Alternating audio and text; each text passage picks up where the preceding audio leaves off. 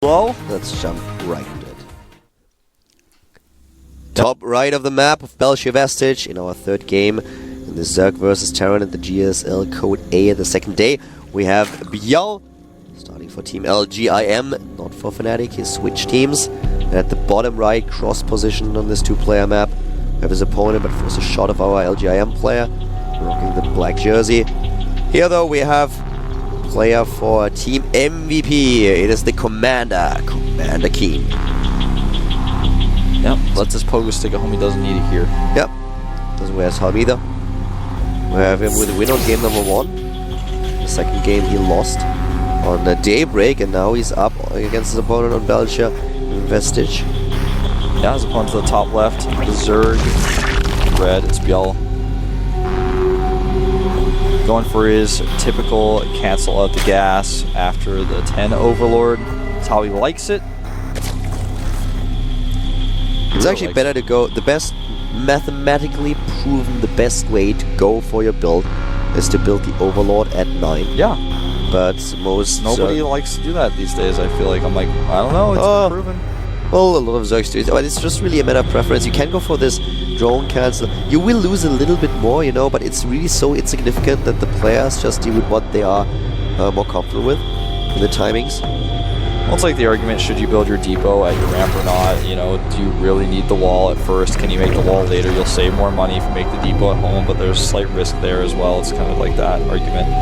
I noticed that almost everyone who's going command center first these days is making it at the wall because people have started to go back into this early pool type strategy. This. I like it. I like it a lot, to be honest with you. It's kind of like the middle ground for command center first. You know, one of those strategies that you had on Tal'Darim Altar was also just going for an early pool against Terran because you had that chance. You could actually do that. And a lot of Terrans would be really surprised by that and didn't really have the wall ready. But then most Terrans just were like, well, if I build my command center just in this gap, I can block it. There won't be any problem at all. I have a safe build, and I only need to cover like not even half a screen with my command center to get the expansion going. Yeah. So I like that build a lot if you use your command center early on. You show it, yes. That's of course the downside of it. Your opponent knows exactly what he's up to. But well, what are you gonna do about it? There's not a lot of options that you have. Well, if you build on the low ground, they're gonna see it anyways. Not too big of a concern.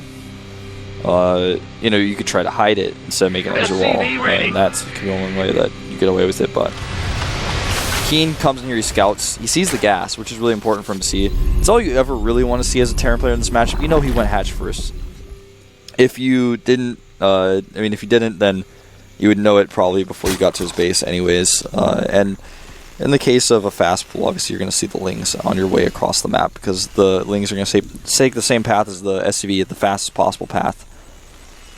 And there's the factory going down for Keen. Obviously not going to be skipping on his favorite Hellions in this third game. Yep. Hellions is what he loves. Hellions were just successful for this guy, I think, more often than for any other Terran player in this matchup. Yeah. Maybe with the exception of Maru. Maybe. There were a lot of games where Maru were able to end the games early with Hellions. Maru versus Fruit Dealer. Oh my god. Yeah. I think he killed like 130 drones with only Hellions. Also the games that he played against Moro, a lot of other matches that he played. So for both of them, Hellions are really important. But Keen, yeah, that's his one go-to unit when things go wrong. Yep. If you are a believer in the Tosis Bible, and when behind, build Dark Shrine. For Hellion, it's when behind, when ahead, whenever, build Hellions. One against Keen, build Spine Crawlers. There was actually someone... That's the Wolf rule. Yeah, that's Wolf rule. Wolf doesn't even play Zerg. I don't even play Zerg, man. Yeah. Someone said that you can never be cost efficient with Hellions. It's actually true if you think about it. Yeah. Hellions are like always cost efficient. Yes. As long as you don't just put them on move command and watch them die. That's why I always say that, you know, it's my opinion that build with the Hellions and the drop against Protoss is so good because you're always going to do something with that. It's not just going to not work. That's just impossible. You can't, as a Protoss player, defend everything. It's just physically impossible. Unless you have like 4 gateways on one base and you warp in units only in your main base and you see the drop coming, you're like, ha! I don't even have an expand. What are you going to do? That's like the only way. If you ever expand as a Protoss versus that Hellion build, You're going to take some damage. Hellions are really strong. They're really effective. This time, though, we have a Banshee play for him. We do. No cloak yet. He's got the resources for it. That's a little bit sneaky. I like that. I like this idea a lot. Yeah, it's pretty cool. It's definitely a big change. It's a welcome change. It's just follow-up that you see, but you usually... I mean, Keen is not really the player that you would immediately expect to go for this build. You expect Keen to go for Hellions, Hellions, and more Hellions. Yeah, and he's going to go for Hellions and Hellions here. He actually has a lot of Hellions. This drone pull was a bit premature, I think. Yeah, and a lot of these drones paid with their life for it. 7 already dead. And that's a good trade. Another one dies. That's number 8. And no, doesn't get another hit off here. 9 killed in total for 4 Hellions. That's a trade that I take any day. That's fine. 2 Spore Crawlers going up now for ByuL. He must have prepared for the Banshee that I think already flew across. Yeah. Okay, he's seen the Banshee. That makes a lot of sense now. There's another kill. And no, misses the drone. There he sees it, but a little bit too late. You remember every Spore Crawler that's made is actually a killed drone, and he's going to have to cancel this one, and then the drone will die. Ooh. Oh, no. He dodged that. One shot got dodged like completely somehow. I guess he was still technically a Spore Crawler at that point when it hit him. That's hard. That's when you get into like, is it still technically a Spore Crawler while it's cancelled, or is it a drone? Well, during the animation when the rocket hits, man, that's like a philosophical I actually feel we are starting to talk about abortion here. Well, I felt the same way when I started saying it, but then I hope that... I hope that no one would notice it, and of course, Calder just bumped in and is like, oh, by the way, that sounds like... Yeah. Well, there are some philosophical questions about Zerg and birth. For example, are all Zerglings twins? Yeah, people don't think about that. Nah, I don't think they are. But they all are born in Wouldn't that be funny, like, if, for example, that we would have the StarCraft religion and you are not allowed to cancel a Spore Crawler after it's more than halfway finished? we have like this religious league, and you can't cancel any Spore Crawlers after they are halfway done. So it's like, no, you cancel your Spore Crawler, now you will end up in hell, which means that you get 2 penalty points in our league right now. Also, in that case, you can't throw away any of your SCVs to make mules and get bigger army supply, because you can't actually kill your own units willingly. That's against the rules, man. Yeah, but I really thought they could do damage. I didn't sacrifice them. I thought they might be able to do it. Yeah, exactly. Trying to justify yourself in front of the court. I wouldn't want to go to that court. It sounds like the conclave, man. That sounds like the Spanish Inquisition all over again. It's like Vortex is in the court. I'm like, what are you doing over there? Vortex and Lucifron. Lucifron actually looks like he could be a judge. See, but Lucifron, man, his name comes from Lucifer. Oh. So he would. I don't. What code is that then? I don't know, man. But he looks a little bit like a judge. Yeah, he does actually. We're going into a mech composition, by the way, from Keen, and since he got an early lead with those Hellions, and it's such a big map where he can easily hold his third base on, he's going to be really happy. But the mutas for ByuL are going across the map. They feel full of glee at this point, thinking that maybe he doesn't have the anti-air, maybe we can do something, but the Thors are popping out. Does he have turrets at his bases yet, though? No, he does not. He's really relying only on the Thors. Yeah, double Thor and 1 Viking that he already has to zone them out a little bit. The Viking is trying to run as fast as possible. Here comes the Thor. And the second Viking is actually quite useful. He does not get any of the mutas, but they're all so low in hit points they can't really stick around. Yeah, they are trying to, though.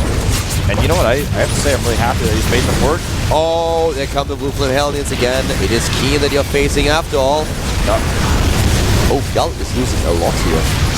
Very much so. Not only my the drones, God. but also the lings. And now the Thor is finishing off the last of the mutas.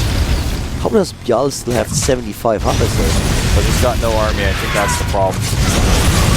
He lost 21 harvesters just now. He's going to lose more, especially since he just pumped up his drones once more. Oh, wow. Keen taking a lead in overall supply, and Keen has a lot of answers here. The army supply is 60 to 33. That's what happens when you lose this many drones. You have to keep making drones instead of an army. So even though if you look at the drones, you're like, wow, he still has way more drones than Keen. How does that make sense? It's because he has no army to support it. Yeah. His upgrades are coming out pretty nicely, though, considering that we have double upgrades for Keen with his mech. He's already got 1-1. He's even going for the armor upgrade for his Mutalisks now. And these run-bys, that really works well for ByuL. Forces the Hellions back, forces all the SCVs and mules of the mineral And that's a line. lot of mules that he may lose, actually. That's a ton of them. I think there was like 6, Yeah. 7, 8. Like 9, a 10, ton. 11, 12. A lot. It was a lot of them. It was a lot, and a lot of them were already about to die, and some mineral chips were lost. It's really important, actually, when you're only on 3 bases as a mech player to get every last mineral, every last gas, and not lose anything. 1 Raven joins the mix. Going to be useful later on. A lot of spines being added for those future Hellion run-bys. Speaking of Hellion run-bys, spines aren't ready yet. He pulls the drones really nicely this time. And even with +1, they can't one-shot. Why would he pull them all together like that? Oh, he's so lucky Keen didn't target that patch of like 6 drones. 27 kill in total now, so that was an additional 6. Triple command center coming up for Keen. Raven, plating, mech, blocking actually the space with the 2 command centers. That's ingenious. Yep. Making sure that nothing can run by. If that's double planetary at some point, I would be really scared to watch. Think about that wall off. You're gonna need brood lords for that one. That's the one wall off that you don't want to face. Never. Bull Triliska backing off and like, no, I'm not taking that. Even the there's a bunch of immortals for some reason. They're like, nope. Immortals looking at each other. You go first. No, you go. Siege tanks are too scared to like siege up on them. They don't even want to get close. If we get chased on the other side, we have to retreat. We have to retreat to those planetaries. You know, siege tanks actually outrange a planetary in the tank mode as well. Yeah. And we have the Greater Spire now coming up. Yeah, this is the problem for Keen. He's adding his starports a little bit late, I feel. How boring. He actually went for double orbital. I know that makes much more sense, but I really wanted to see those planetaries. Later he may add them. Maybe just for lols. Yeah, maybe. But only if he's really ahead, and the problem is that now ByuL takes the supply lead again. But cool as it is, Keen with the double starport now, before we have the single boot load on the map, so he will be ready. And Keen has a pretty good economy here. He has actually the 4th base in the middle of the map now, and that's quite easy for him to defend. The investor count is at 10 at this point, which is about as much as you want against this type of composition. He's not going to make much more than that until the game gets to a point where both players are really struggling to mine. ByuL was cancelled, and I'm not sure why. I guess he decided he wasn't really going to make use of it. Did he cancel it? Yeah, I'm pretty sure he did. Let me check that. It might have just finished on. Yeah, it just finished. Okay. I always have that problem with the production tab. I feel something is like halfway done and suddenly disappears, and I think, oh, it has been cancelled. But then well, I just saw it disappear, and I guess I hadn't been noticing it was being researched. But second Spire for the upgrades, good funnel. Yeah, hitting the Banshee too. Gotta be careful though. He doesn't want to try to get those investments too close. And mech is so dangerous to face, especially when you don't have your numbers yet, and there are not this many Brood Lords. But on the other hand, Keen doesn't really have the Viking count, and he also does not have free supply to build them. He has only 4. And 4 is not going to be enough. No, definitely not. He's making a second Spire right now. Already getting +2 Carapace for the Brood Lords. On Grand Lagoon, it works so well with the sensor turret. You cover such a huge area. Channel players always get those on this map, and it's really worth it. And look, now we have that run by at the left side. Look how amazing 2 planetaries would be now. Well, he's backing up anyways, but yeah, he lost actually. would have been cool. He lost almost all his links because he couldn't get through, and they ran at the planetary and just bloodied their noses, and then they were back. These infestors are really exposed right now. And not only the infestors, he's dropping in supply because he's losing units everywhere. Just there's another attack at the hatchery on the right side. Yep. The siege tanks will die, but still, this did damage. This actually did damage, and Keen has a massive bank. He has a sick bank, especially in minerals, because he has so many orbitals right now. The amount of mules that he can call down if needed is insane, and of course also the scans ahead that he's dropping every time.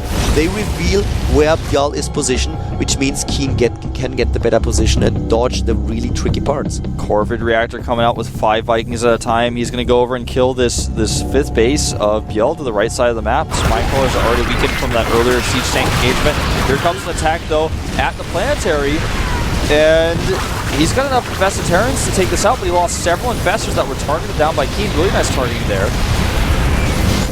Keen can replace this base though. Base at the top right was killed as well by Keen. So a base for a base. The few Zerglings is still going rampant though. Oh, and we have at the bottom left suddenly a few links that were able to sneak by. Sensor Tower gets taken out by a few lanes that were broken off from that group, so that means he lost the vision. Deal with pretty good chances of taking this game. Yeah, this is a really close game. You know, when you trade a base for a base like that, it ends up being okay, because both players will remake the bases, but who lost more in the trades? That's the big question. 3-3 is almost done for mech. Yeah. And that's scary. Facing 3-3 mech units is always like, yikes, this is okay. Ooh. It gets nasty. Corvid Reactor is now nearly completed. Yeah, his first Raven. And Keen is on its way to the left side of the map, trying to take down another base. Yes, he is. And that first Raven's about to finish. It's going to get the Corvid Reactor. He's probably going to remax the Ravens as soon as part of his army dies here. Especially if he loses any of these Hellions. This base is as good as gone, and ByuL needs to figure out how to engage. He can't wait much longer.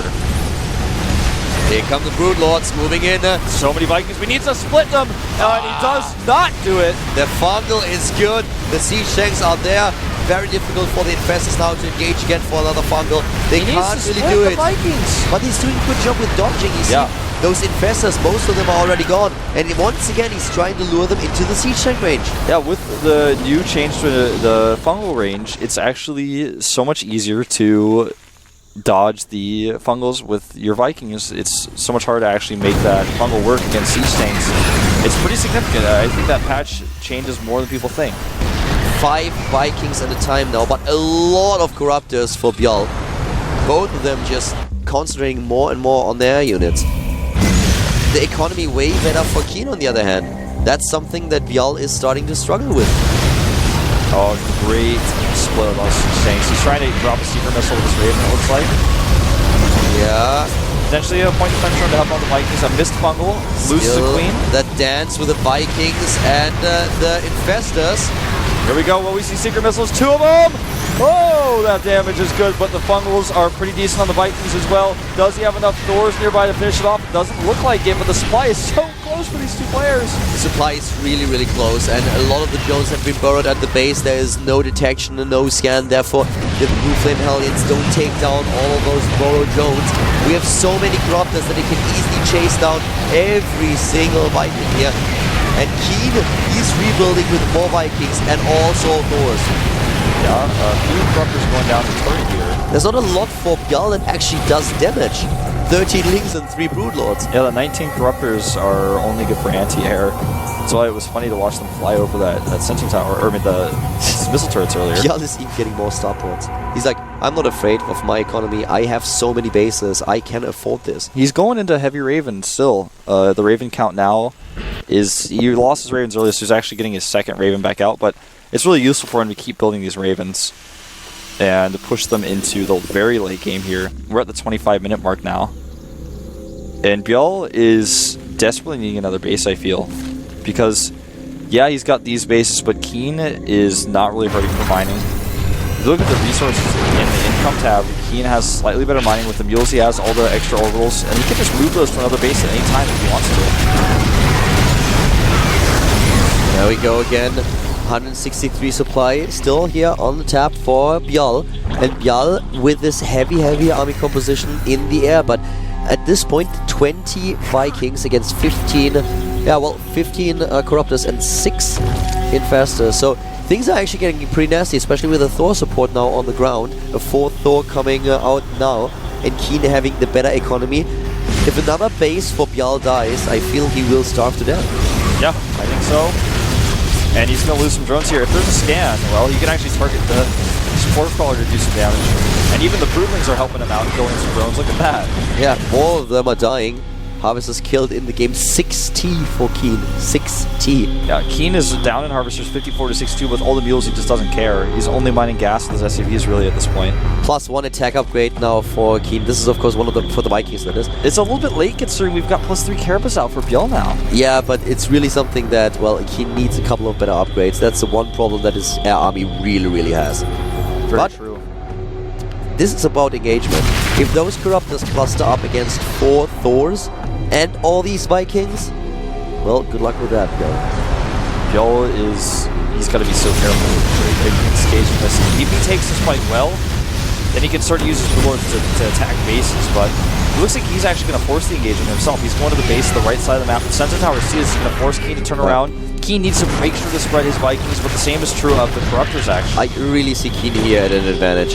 If he dodges well with those Vikings, as he has shown in previous engagements, I feel it's going to be very, very difficult for his opponent to make this work. In the fight itself, if you use those point defense drones well, you know, that's going to help so much. Yeah. With 3 Ravens, that's a lot. That's a lot. That can be in total 6-point defense drones. You know, Keen is actually attacking for 2 different sides. One of his armies, though, is really the wrong composition. It's actually just going to die for free. This army is the one I'm talking about. It's not really an army, but it's a small group of weird units. He wants to free up supply here. Yeah. He doesn't need those units in low gun, and as long as he does a bit of damage, he could actually just take down this base. Yeah, this is if he actually... had focused immediately, I don't think he realized it, but if we were focused right away... He's pulling the units of ByuL away from his main army. Now he's going to take advantage of it. That's so many Vikings. 34 of them. And +1/+1 is nearly done. I think he's going to wait for it. The base... The Thors are going to do some extra damage on the ground.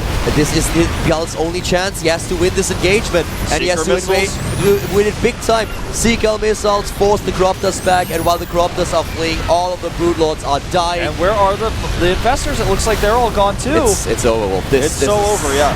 Look at the Thor doing so much extra damage on the Viking Flower here. Yeah, the Viking Flower. It's in full bloom. That is it. There are no Infestors to go for the Chain Fungal, and ByuL is gonna have to fight in the up and downs. GG. Great play there by Keen in the late game. Holding on with those Vikings, and he takes it. He will move on to the final round of Code A. Takes it with a 2-1, and now in the 3rd round. And this, of course, means that we have a last best of 3 left for the day. It's going to be a Protoss versus Protoss between Trap and Vampire. And we are going to watch this in just a few seconds here after a short break here at the GSL Code A with Colin Wolf.